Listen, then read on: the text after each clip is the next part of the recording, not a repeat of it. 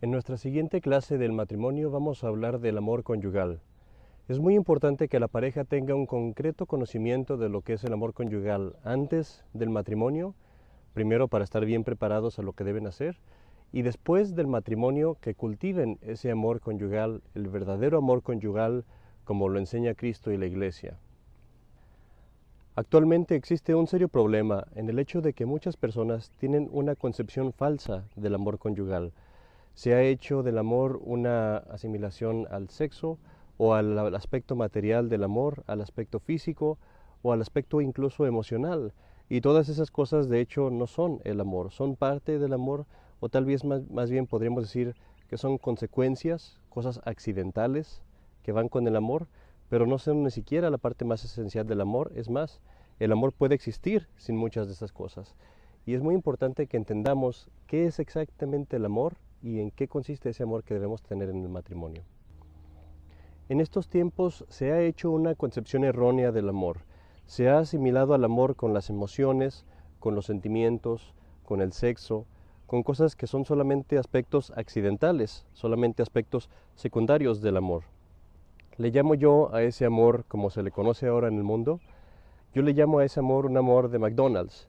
Así como se te antoja una hamburguesa de McDonald's y la ves y vas y la comes y después que te la comiste ya se te quita el antojo, así es el amor como lo entienden ahora en el mundo. Es una cosa material que se te antoja, que vas y la agarras y después ya que se te quita el antojo, se te quita la emoción, se te quitan los sentimientos, entonces ya dices, ya no te quiero, ya no te amo. Eso no es el amor no es algo material, no es algo que está en nuestros sentimientos, es algo que es mucho más íntimo, mucho más esencial a la naturaleza del ser humano. El Papa Pío XI, de nuevo en su encíclica con el del matrimonio cristiano, nos habla del amor y nos dice lo siguiente. Como decíamos, pues, el amor se suele tomar en un sentido muy suelto. Se suele decir del amor que siento amor por ti o siento amor estoy enamorado, cosas así. Y es muy importante entender que el sentimiento no es el amor. Vamos a explicarlo más adelante. Pero empecemos por decir qué es lo que es el amor. Si vemos el amor en un sentido muy general, muy abstracto, el amor es simplemente cuando yo con mi voluntad, con mi propia alma, le deseo el bien a alguien, deseo que alguien esté bien y trato de hacerle el bien a esa persona. Y eso es irrelevantemente de mis sentimientos o no. Y si entendemos el amor así, pues está claro que el amor se puede manifestar de muchas maneras y que se puede dar entre muchas personas. Entendido el amor así, se puede dar el amor entre un hijo y un padre, entre una madre y sus hijos, entre los hermanos, entre un hombre y una mujer, entre un hombre y otro hombre incluso, porque es un amor que se llama de amistad. Y la base de este amor es la inteligencia y la voluntad. O sea, mi razón me dice que ame, o mi razón reflexiona que debo o quiero amar a esa persona, y mi voluntad se inclina a amar a esa persona. Y aquí es donde se entiende la falacia, por ejemplo, de las personas que pelean por el matrimonio homosexual, diciendo que se les debe dar la libertad de amar. Siempre hemos tenido la libertad de amar, siempre hemos podido amar una persona a otra, y siempre ha sido eso una cosa que todos podemos hacer. La falacia aquí se encuentra en que ellos están hablando no de amor, sino de sexo, y lo que ellos quieren es la libertad no de amar, sino de eso. Entonces vemos cómo el mundo mezcla las cosas, habla de sexo como si fuera amor, y habla de las emociones y de las cosas físicas como si fueran el amor. El amor, de nuevo, no es eso, es mucho más que eso. Vamos a hablar un poco entonces de lo que es el amor conyugal y cuáles son sus principales elementos. Para comprender adecuadamente lo que es el amor, es necesario que veamos cuál es la naturaleza del hombre. Y si vemos al hombre, está compuesto de dos sustancias, podríamos decirlo así, el cuerpo y el alma, una sustancia material y una sustancia espiritual. Y de aquí que se sigue que el amor del hombre va a tener dos aspectos. El amor del ser humano va a tener dos aspectos, un aspecto material y un aspecto espiritual. No somos solo ángeles, pero tampoco somos animales. Tenemos parte de los dos, parte de los ángeles y parte del reino animal. Nuestro amor entonces va a tener primero un aspecto espiritual. El aspecto espiritual se manifiesta en nuestra voluntad, en nuestra inteligencia, en nuestra memoria, en nuestras afecciones, en nuestras metas y nuestros propósitos. Y ahí es donde vemos que el amor se va a manifestar a la otra persona en tener la misma mente, las mismas ideas, un acuerdo en las ideas, la misma voluntad, un deseo de hacer el bien, el deseo de seguir a Dios, el deseo de hacer las cosas correctas, tener las mismas metas, la misma fe. Ahí es donde se manifiesta el amor en el reino espiritual, que es el más importante. Pero también existe el reino material y es el aspecto físico del amor. El amor, como decíamos, es el deseo de hacerle bien a otra persona y este deseo solamente se puede llegar a su consumación, a la parte más grande, la más alta, en el amor de un hombre y una mujer, que es el amor conyugal. Ahora, el aspecto material de este amor lleva al hombre y a la mujer a una unión material, a una unión de su parte física. Esa unión lleva, como ya dijimos, un propósito mucho más elevado, pero es también una forma en la que se fomenta el amor espiritual. No van separados. El amor corporal es un ejercicio que hace que el amor espiritual también se haga más fuerte y se haga más estable. El amor que está basado nada más en la parte material es un amor que no va a durar. Si nada más está basado en la parte de la atracción, del sexo, es un amor que va a desfallecer, se va a acabar eventualmente. Me gusta comparar la relación humana, la relación del hombre y la mujer, con una situación en la que tenemos, por ejemplo, al hombre y a la mujer unidos con una cuerda. Esa cuerda es la atracción.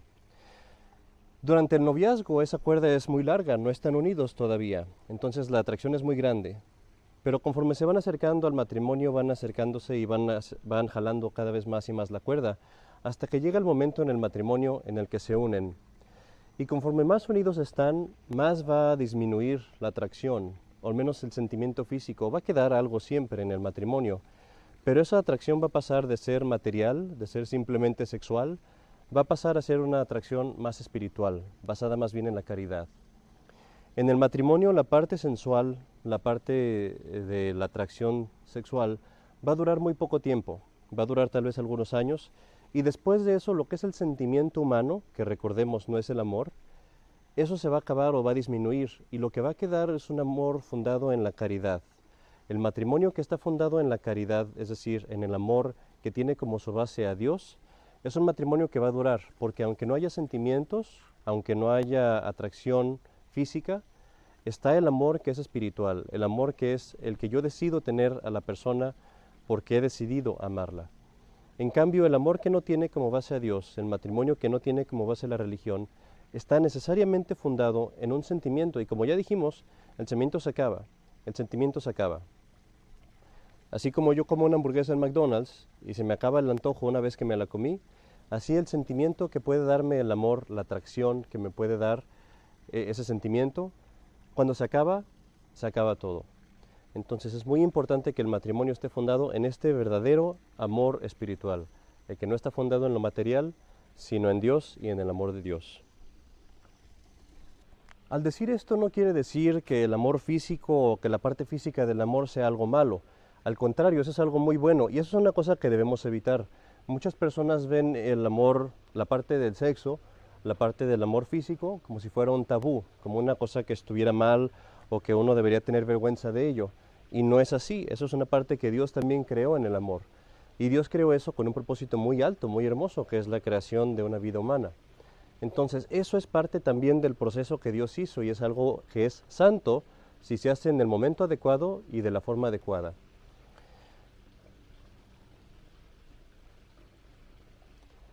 El padre Fray Juan del convento de los Carmelitas una vez hizo un comentario muy interesante y dijo, todas esas acciones por las cuales experimentamos un placer, Dios las planeó y Dios puso ese placer para que pudiéramos hacer las cosas que son necesarias para la vida. Por ejemplo, al comer yo experimento un placer y Dios puso ese placer ahí para que coma, para que pueda vivir. Al dormir experimento un placer, al beber experimento un placer. En las acciones que son propias de la procreación también se experimenta un placer. Y la razón de eso, la razón por la que Dios puso ese placer, es para obligar en cierta manera, para empujar al ser humano a realizar esas funciones. Piensa en esto, si no experimentaras placer al comer, ¿quién querría tomarse todo el trabajo de cocinar y todo el trabajo de buscar comida si no te fuera necesario, si no experimentaras el placer que experimentas? Si tú, por ejemplo, si la gente no experimentara placer en el acto de la procreación, ¿quién querría tener todo el problema de tener hijos o todo el problema de ir por el embarazo y todo eso? Habría, estoy seguro, muchas personas generosas que querrían tener hijos, pero habría muchas otras personas que no querrían tener hijos porque no les movería nada, sería todo simplemente para ellos una dificultad. Entonces Dios puso ese incentivo del placer en ese acto que es bueno en sí, para que hagamos las cosas que son necesarias para la conservación del género humano y para la creación de una familia. Para concluir con esto diré simplemente entonces que en el amor conyugal debe de haber tres aspectos. Primero, uno debe de tener una relación con su propia personalidad. Una persona debe de estar bien asentada en sí mismo, saber quién soy, saber qué es lo que quiero, cuáles son mis metas, qué es lo que necesito, cómo es como yo quiero ser. La segunda parte que debe estar establecida es la identidad de almas, o sea, que las personas que se aman tengan el mismo pensar, el mismo sentir, los mismos ideales, los mismos deseos. Y la tercera cosa es que debe haber también una identidad en la parte material, una atracción física y una compatibilidad física que es necesaria también en el matrimonio. Ahora vamos a hablar de las características del amor conyugal y vamos a ver cuáles son estas características. ¿Cuáles son las características del amor conyugal? Primero tenemos el deseo de unidad y el deseo de dar. También el amor conyugal debe ser un amor permanente, debe ser un amor exclusivo, debe ser un amor con respeto y reverencia, y debe ser un amor generoso y sin egoísmo. En donde se encuentran estas cosas encontraremos un verdadero amor y un amor que durará. Empecemos primero con el espíritu de dar. El espíritu de dar es algo que desde siempre se ha identificado con el verdadero amor. Cuando uno ama es cuando uno verdaderamente quiere dar. La felicidad del que ama no está en la felicidad de sí mismo, sino en la felicidad del ser amado. Si verdaderamente amo a alguien, yo voy a amarlo y mi felicidad va a ser si esa persona está feliz, aunque eso me cueste un sacrificio a mí, aunque eso me cueste incluso dolor y sufrimiento. Ese es el espíritu de dar que es fundamental en el matrimonio. Lo vas a experimentar, por ejemplo, como un padre cuando tú tienes que dar y eso te cuesta un sacrificio. Lo vas a experimentar como una madre cuando te cuesta, por ejemplo, trabajo cuidar a tus hijos y tienes que hacer el esfuerzo de renunciar a tus propios gustos, a tus propias inclinaciones por amar a tus hijos.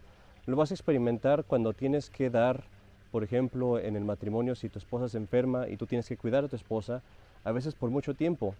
Pero ese dar, el poderle dar tú a tu esposa eso, es algo que te da felicidad si tú verdaderamente la amas. El espíritu de unidad es otra parte necesaria y fundamental del amor conyugal. Un amor verdadero nos llama a unirnos a la persona que amamos y siempre se ambiciona más amor. Vemos de nuevo que el amor conyugal es una imagen del amor de Cristo con su iglesia y la unión de Cristo con su iglesia es una unión esencial, fundamental, llegan a ser, como dice la canción, uno mismo. Así pasa en el amor conyugal también. Uno desea cada vez más unión y cada vez más unidad.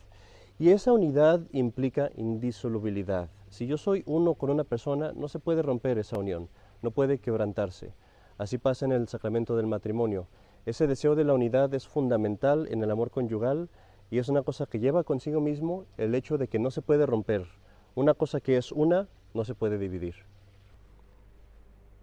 De nuevo, si volteamos y vemos al ejemplo de Cristo y su iglesia, veremos que Cristo buscó nada más con su iglesia sino unidad y el dar a su iglesia. Cristo le dio a su iglesia su propia vida, su propia sangre, se dio a sí mismo en su propio cuerpo, nos dio la misa, nos dio los sacramentos, nos dio todas estas bendiciones en la iglesia y nos dio la iglesia misma. Y Cristo no busca otra cosa en la iglesia, sino que la iglesia esté unida, que todos los miembros de la iglesia estén unidos, que en todos tengan los mismos sacramentos, la misma fe, que todos digan las mismas enseñanzas, que todos sigan los mismos mandamientos. Así vemos que también en esto la familia refleja a Cristo y a su iglesia, el deseo de unidad y en el deseo de dar, que es parte del amor conyugal.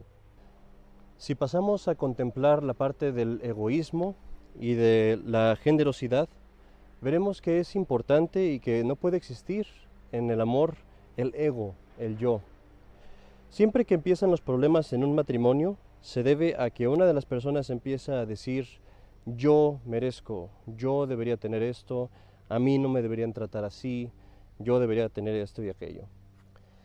El noviazgo es la etapa en donde debemos elegir, es la etapa en la que debemos cortar, es la etapa en la que no debemos perdonar.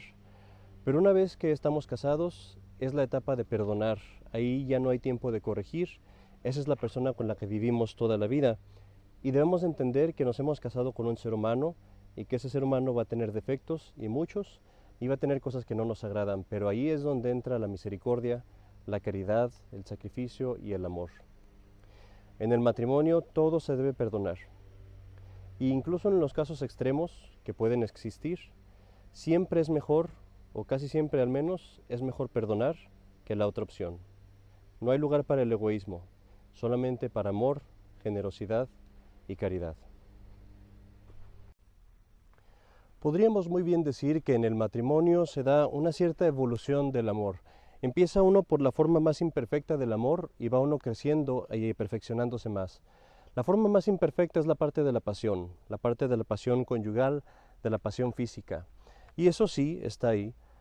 Pero conforme uno se casa y empieza en el matrimonio, pasa a abandonar un poco a poco esa pasión y darle lugar a lo que viene siendo el amor conyugal, el amor del afecto a la otra persona, la compañía, el cuidado que se tienen uno de otro, la intimidad de conocerse muy bien uno al otro y de que esa persona se llegue a convertir tu familia, es la persona que mejor conoces y con la que mejor te hallas.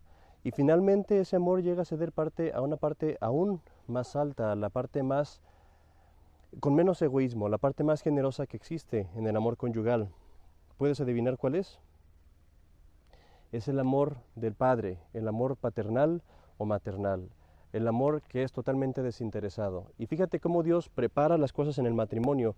Poco a poco va perfeccionando. El matrimonio es una vocación que lleva también a la perfección y a la santidad. Y así poco a poco va preparando al alma. Cuando llegas al amor paternal y maternal, ese es el amor más alto que puede haber, porque es totalmente desinteresado y solamente buscas el bien de la otra persona, no solamente sin recibir tú, pero muchas veces en tu contra, cuando tú tienes que recibir obstáculos, gritos, personas que son desagradecidas, un montón de cosas que los hijos les hacen a los papás. Solamente cuando tú seas papá y mamá recordarás y comprenderás lo que tus padres te decían. Pero ahí verás que esa es la forma del amor más perfecta que está en el matrimonio, y verás qué maravilloso es el matrimonio que poco a poco va evolucionando a un amor mejor y mejor. Vemos pues cómo Dios ha hecho como una maravillosa alquimia en el amor. Tú vas al matrimonio, quizás movido por el amor sensual, o parte mucho por el amor sensual y por el amor pues más o menos imperfecto de la compañía, del deseo de la compañía, y Dios toma ese amor, lo usa para crear una familia, y con la familia lo va transformando poco a poco en el matrimonio en un amor más perfecto y más espiritual. Hablemos ahora un poco de lo que puede dañar a ese amor, y principalmente hablemos de lo que vendría siendo las faltas en la castidad. Muchas personas piensan que en el matrimonio no necesitas practicar la castidad, que ya se acabó con todo eso y ya puedes hacer lo que quieras, y es muy al contrario. En el matrimonio muchas veces tienes que practicar la castidad mucho más de lo que la practicabas tal vez en el mundo. Es mucho más difícil ser casto cuando tú tienes la posibilidad de acudir a esas cosas y por otra parte tienes el deber de resistirlo. Es mucho más fácil resistirlo del todo a tratar de moderar esas cosas. Por poner un ejemplo, si tú estás a dieta, es mucho más fácil abstenerte de todas las cosas que saben bien, quizás, y quedarte con una dieta rigurosa, al tratar de comer tan solo un poco de algo que te gusta. Es muy difícil, siempre te vas a ir por más. Algo así pasa con la castidad en el matrimonio. Si hay una cosa que puede destruir ese amor generoso, si hay una cosa que va a traer egoísmo en el matrimonio y con ello la destrucción del matrimonio, son las faltas de la castidad. No solamente se entiende esto con otra persona, pero incluso consigo mismo.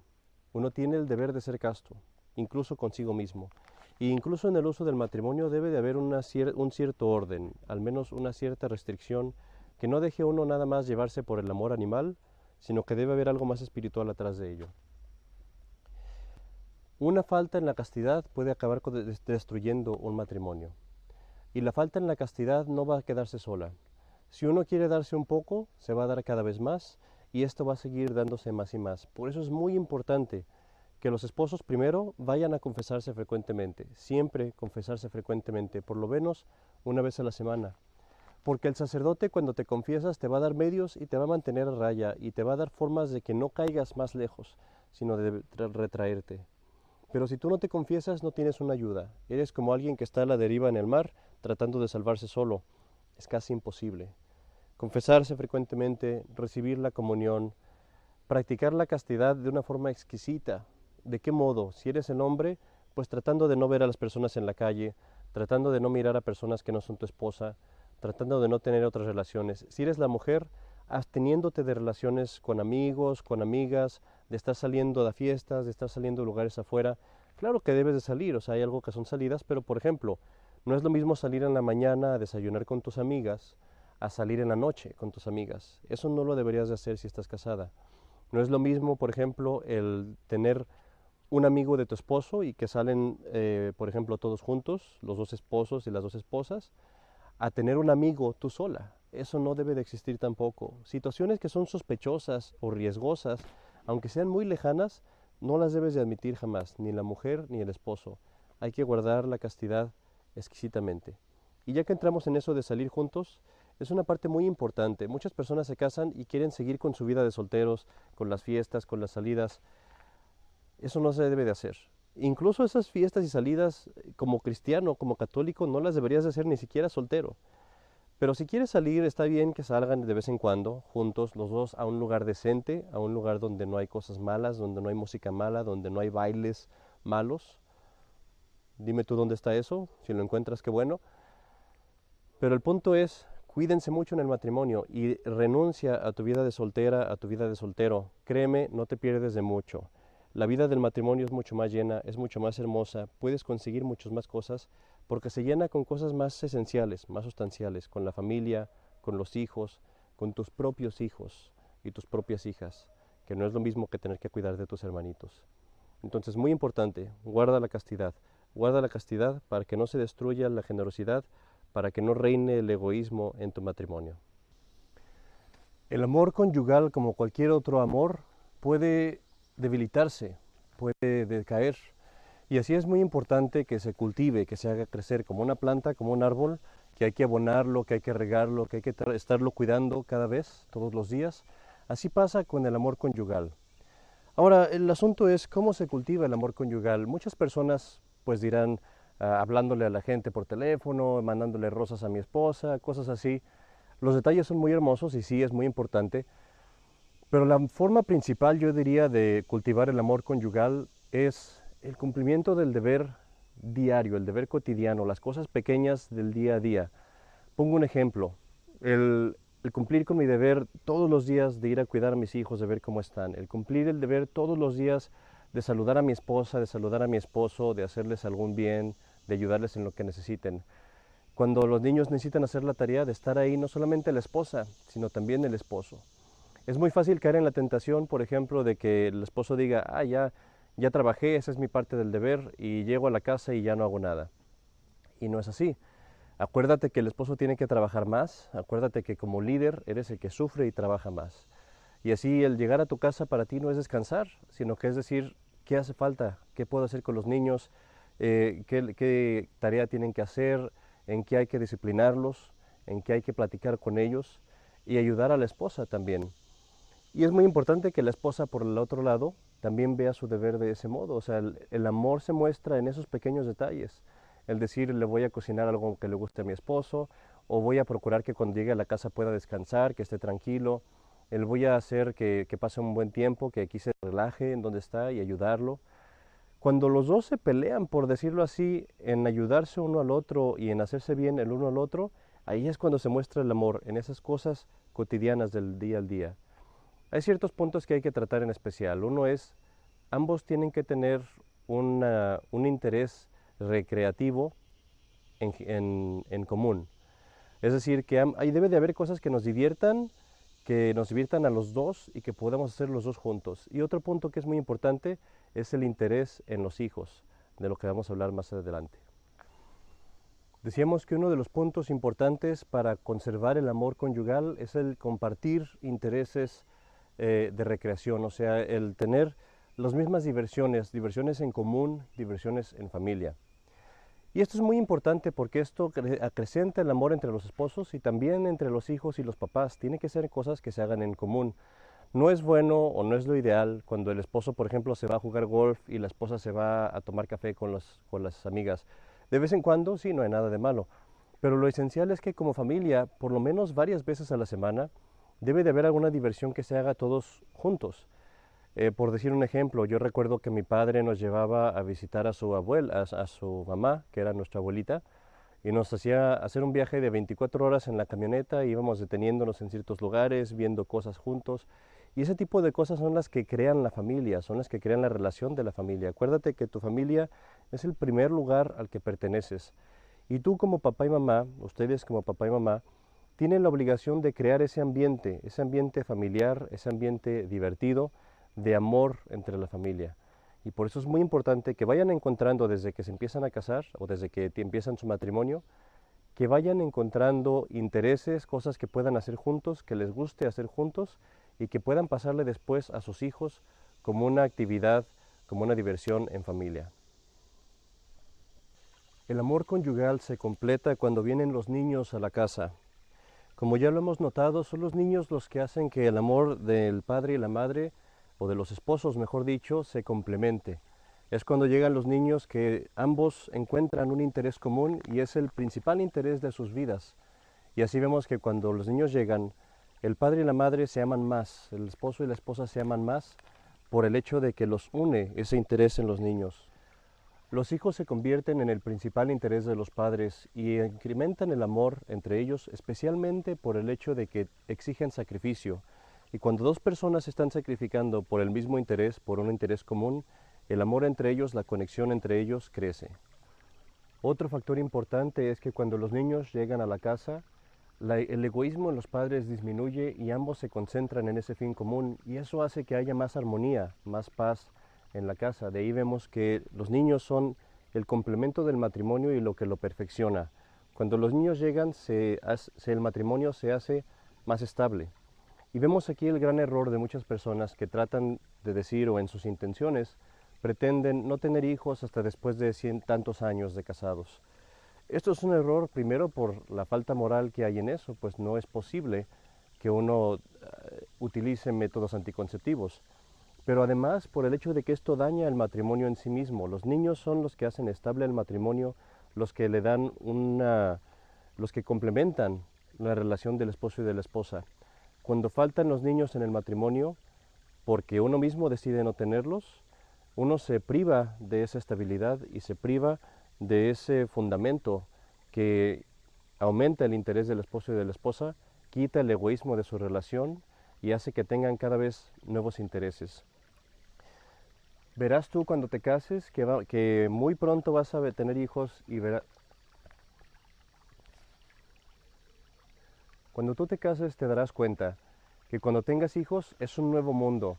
Tu esposo y tu esposa lo conoces y después de algunos años ya sabrás prácticamente todo lo que puedes saber de él o de ella, pero después llegan los hijos y es un nuevo ser, una nueva criatura, un nuevo ser humano del que estás descubriendo cosas cada día, cada mes, cada año. Y de aquí ves, por ejemplo, que los padres cuando tienen un bebé, cualquier cosita, cualquier detalle que haga, ellos se emocionan por eso, porque es algo que no han visto nunca y es algo que para ellos lo está haciendo la persona más importante del mundo. No sé si te ha tocado estar con algún papá o una mamá que llegan y te dicen, ay, fulanito hizo esto o fulanito hizo aquello, y que dijo papá o que movió su mano o alguna cosa así. Y son cosas que tú no eres el papá y dices, bueno, pues qué milagro, ¿no? O sea, todos los bebés lo hacen. Pero cuando tú eres el papá es distinto, porque eso es lo que más te importa y es un nuevo mundo que estás descubriendo. Eso trae un nuevo interés al matrimonio y cada hijo que viene, cada persona que viene, es un nuevo mundo que se añade a la familia. Y por eso es tan importante el tener hijos y el dejarlo todo en las manos de Dios, que nos dé tantos hijos cuando nos quiera mandar.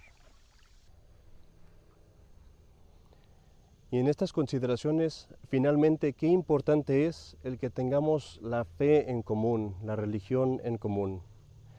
Al final del día, como dicen en Estados Unidos, en el último momento, en la última hora o incluso en los momentos difíciles, los intereses humanos no van a bastar para conservar un amor humano. Es necesario que haya un amor divino como fundamento para conservar el amor humano del matrimonio. Es necesario que una pareja tengan la misma religión, el mismo convencimiento, que estén fundados en los mandamientos de Dios, en los sacramentos de la Iglesia, en las enseñanzas de la Iglesia y la obediencia a la Iglesia católica de siempre.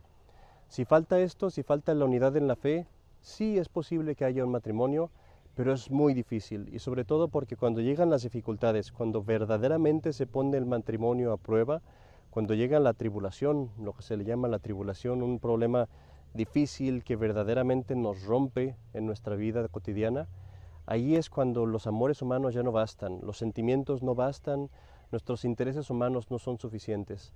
Necesitamos estar fundados en el convencimiento de que me quiero ir al cielo y por eso quiero hacer lo correcto, aunque me cueste muchísimo. Necesitamos estar fundados en el amor de Dios, en el amor de Cristo, en la devoción a la Santísima Virgen. Dice un adagio de aquí: la familia que reza junta, permanece junta. Toda familia debería de rezar en la mañana y en la noche juntos. Toda familia debería de rezar el rosario todos los días juntos. Toda la familia debería de ir a la misa todos los domingos juntos, siempre juntos. Y eso es lo que va a conservar tu matrimonio últimamente. Ese es el fundamento de piedra que hace que llegue una tormenta, llega un huracán, llega un temblor. Ese fundamento de piedra no se mueve porque es divino, es Dios. Y tu matrimonio sí podrá sufrir, pero no se va a romper.